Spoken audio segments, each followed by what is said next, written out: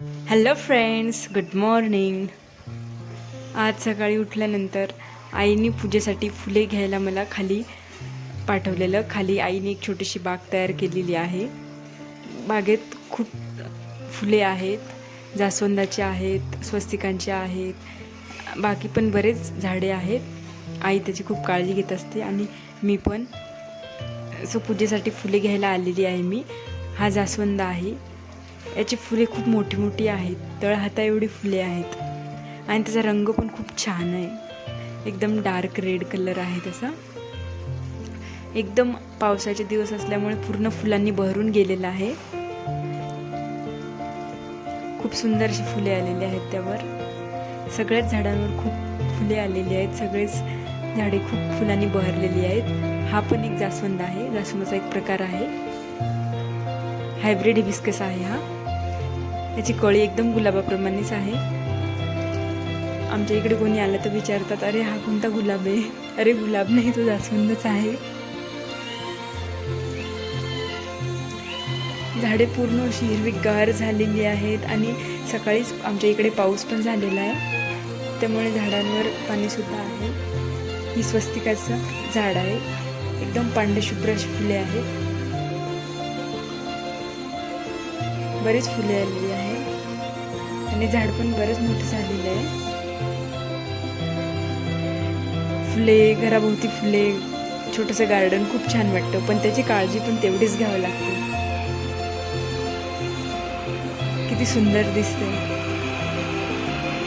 एकदम मन प्रसन्न होऊन जातं. हे आंब्याचं झाड आहे, खूप मोठं झालेलं आहे ते. ही आमची मणिमेव सतत सोबतच असते. हे तिचं पिल्लू लास्ट टाइम झालं होतं तिला. थोडं मोठं झालेलं आहे. अजून पण एक आहे. यावेळेला त्याला ग्रे आणि व्हाईट कलरचं झालेलं आहे. हे सागाचं झाड खूप एकदम बहरून गेलेलं आहे. ते उन्हाळ्यात एकदम पाणी गळून जातात त्याची. आता पावसाच्या सीझनमध्ये खूप पाणी आलेली आहेत त्याला. खूप मोठी मोठी आहेत पाणी त्याची. हे चाफ्याचं झाड, यावर ही जी छोटे छोटे फुलं दिसत आहेत ना, ही सागाची फुले आहेत. जवळच झाड असल्यामुळे त्यावर ते गळून पडले. खूप सुंदर अशी छोटी छोटी फुले आहेत.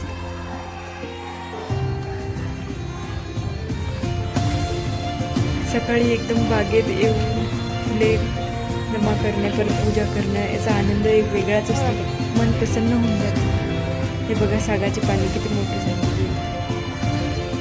हे बघा, ती किट्टू बसून गेले त्यावर. सासनच होऊन गेलंय ते. हे बघा, हे पूर्ण मोहरासारखेच फुलं आलेली आहेत त्यांना, पूर्ण एकदम वरती. मणिमेव खाली खेळत येते तिच्या पिल्ल्यांसोबत. जास्वंदाची फुलं पूजेसाठी मी रूम क्लीन करून घेते आणि नंतर पूजा करते. सकाळी उठणं, थोडीशी एक्सरसाइज करणं, नंतर आंघोळ करून देवपूजा करणं, एकदम मन प्रसन्न होऊन जातं.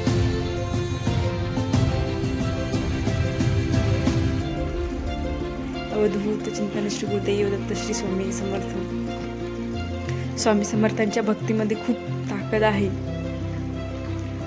एकदम मन असं पूजा केल्यानंतर, स्वामींच्या मठात गेल्यानंतर एकदम मन असं प्रसन्न होऊन जातं. आणि घरात सुद्धा पूजा केल्यानंतर वातावरण एकदम भक्तिमय होऊन जातं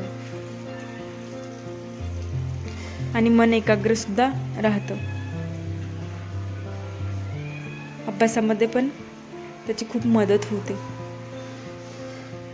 तर आरती करून घेऊया. अवधूत चिंतन श्री गुरुदेव दत्त श्री स्वामी समर्थ. ओम नवनाथाय नमः. श्रीपाद श्री वल्लभा नरहरी दत्तात्रेया दिगंबरा वासुदेवानंद सरस्वती सद्गुरुनाथा कृपा करा. ओम नमः शिवाय. ओम शिवगोरक्षनाथाय नमः.